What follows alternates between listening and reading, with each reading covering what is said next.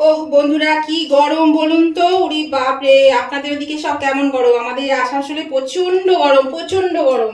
মানে অস্থির হয়ে যাচ্ছি, আমরা পারছি না থাকতে, জানেন, এত গরম। এখানে প্রচন্ড গরম পড়ে গরমের সময়, আর শীতের সময় প্রচন্ড শীত পড়ে। তো এই দেখুন, আমি আজকে কি করব, আর একটু মাছ করতে হবে, তো সেই মাছ একটু দেখি করি। মাছে কি করব দেখি, একটু নুন হলুদ দিয়ে দিলাম, দিয়ে মাছটা একটু নুন হলুদ মাখিয়ে নেবো। তো আমি সুমনা চলে এসেছি আমার রেসিপি ঝুড়ি থেকে একটা রেসিপি নিয়ে। আশা করি আপনারা সকলে এই গরমে ভালো থাকুন, সুস্থ আছেন, ভালো আছেন। আমার পরিবারের সকল বন্ধুদেরকে স্বাগত জানিয়ে আমি আজকে রেসিপি শুরু করছি। বাপরে কি গরম পড়েছে বন্ধুরা, কি কষ্ট হচ্ছে। মানে জল খেয়েও তৃপ্তি হচ্ছে না, আবার এদিকে মানে এসিতে থাকি না। সত্যি কথা বলতে আমি এসিতে থাকি না, কারণ আরও বেশি যেন মনে হবে গরম লাগে। ওই ফ্যানের হাওয়ায় আমাদের ঠিক আছে, এসি বন্ধই থাকে, মানে না চালিয়ে চালিয়ে এসি খারাপ হয়ে গেছে। তো এই দেখুন, কথা বলতে বলতে এই মাছে নুন হলুদ মাখানো হয়ে গেল। তো এই মাছগুলো একটু ভেজে নেব। দেখুন বন্ধুরা, গ্যাসের চুলায় একটা কড়া বসিয়ে দিয়েছি, আর এর মধ্যে দিয়ে দিলাম একটু নুন। তেল দিয়ে দিচ্ছি, তেলটা গরম হয়ে গেছে। তেলের মধ্যে দিয়ে দিচ্ছি নুন। আপনারা তো জানেন আমি একটু মাছ ভাজার সময় তেলের মধ্যে নুন দিয়ে দিই, আবার কখনো কখনো একটু হলুদও দিয়ে দিই। তাহলে কি হয়, এটা মাছটা যখন ফাটে মানে তখন কিন্তু ছিটকায় না, সেই জন্য দিয়ে দিই। তো এবার ভালো গরম হয়ে গেছে, ধোয়া উঠছে, আমি মাছগুলো ছেড়ে দিচ্ছি। মাছগুলো একটু হালকা করে, খুব বেশি ইয়ে করবো না, একটু হালকা হালকা করে ভেজে নেব। তাহলে চলুন মাছগুলো সব আগে ভেজে নিই, তারপর আমি আবার আসছি। এই দেখুন বন্ধুরা, মাছ ভেজে তুলে নিয়ে আসি। এবার আমি দিয়ে দিচ্ছি 2 টুকরো তেজপাতা, একটা শুকনো লঙ্কা, আর 1/2 চামচ পাঁচফোড়ন। আর এখান থেকে আমি তেলটা একটু কমিয়ে নিয়েছি, অনেকটা তেল ছিল, সেজন্য তেলটা কিন্তু আমি কমিয়ে নিয়েছি। এটাকে একটু নেড়ে নেব।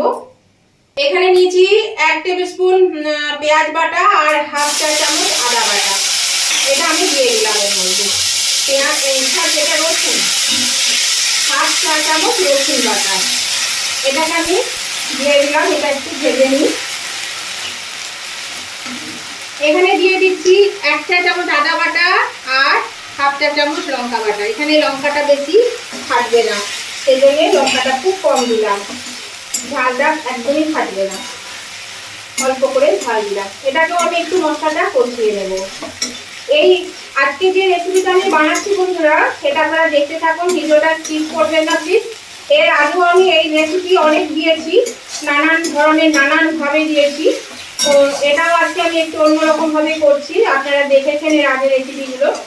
এই গরমের দিনে এটা কিন্তু ভীষণই ভালো লাগে খেতে, আর আমরা তো ভীষণ ভালোবাসি, মানে আমি অন্তত খুব ভালোবাসি, আমি আমার ছেলে।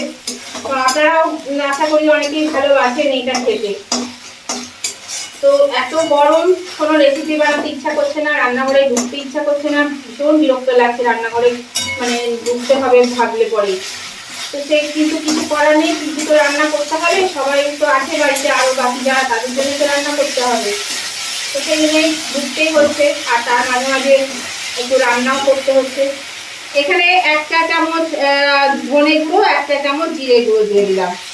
আমি কিন্তু মশলা খুব কম করেই দিচ্ছি। আমার এখানে 8 পিস মাছ আছে, সেই মাছ ইয়েতে আমি অল্প করে দিচ্ছি। একটু জল দিয়ে দিচ্ছি, তাহলে পরে মশলাটা পুড়ে যাবে। দিয়ে দিচ্ছি প্রয়োজন মতো নুন আর হলুদ। মশলাটাকে একটু ভালো করে কষিয়ে নিতে হবে।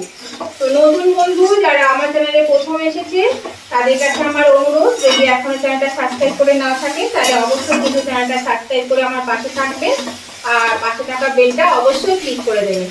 তাহলে আমি যখনই আমার নতুন নতুন ভিডিও আপলোড করবো, সাথে সাথে নোটিফিকেশন আপনাদের মোবাইলে পৌঁছে যাবে, আর সবার আগে আপনারা আমার ভিডিও দেখতে পাবেন।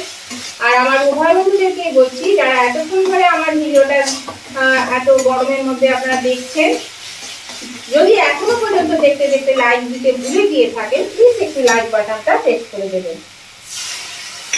আপনাদের একটা লাইক আমাদের এগিয়ে যেতে অনেকটা সাহায্য করে।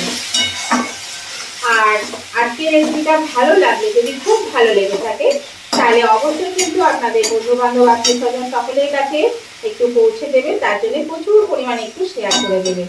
তাহলে আমার এই রেসিপি সবার পেয়ে যাবে। আর কেমন লাগলো আজকে রেসিপিটা সেটা জানাতে কমেন্ট করতে একদম ভুলবেন না, অবশ্যই কমেন্ট করে জানিয়ে যে আজকে রেসিপিটা আপনাদের কেমন লেগেছে সেটা জানাতে কমেন্ট করতে একদম ভুলবেন না। আপনাদের মিষ্টি মিষ্টি কমেন্টগুলো পড়তে ভালো লাগে, আর আপনাদের একটা কমেন্ট আমাকে পরবর্তী রেসিপি বানাতে অনেকটাই কিন্তু উৎসাহিত করে। তো চলুন, মশলাটা কিন্তু অনেকটাই কষানো হয়ে গেছে, আর একটু কষিয়ে নেব। এই যে তেল ছাড়তে শুরু করেছে, আর একটু কষাবো। এই দেখুন বন্ধুরা, মশলাটা কষানো হয়ে গেছে, তেল ছেড়ে দিচ্ছে, তেলটা টেনেই নিল। এই নামাজ হচ্ছিল, ওই জন্য আমাকে বন্ধ রাখতে হলো, সেই জন্য দেখুন তেলটা টেনে নিল, বেশ সুন্দর তেল ছেড়ে দিয়েছিল। এবার আমি এর মধ্যে দিয়ে দিচ্ছি, এই দেখুন 1 বাটি তেঁতুল গোলা জল। এইটা করছি মাছের টক, সেই জন্য আজকে গরমে মাছের টক খাবো।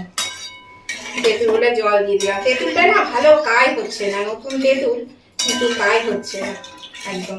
আর জলটা আমি বেশি দিয়েছি ঠিকই। এবার আমি এটা ফুটতে দেব, এটা ফুটুক, তারপর আবার আসছি। এরকম বন্ধুরা ঝোলটা কিন্তু ফুটতে শুরু করেছে।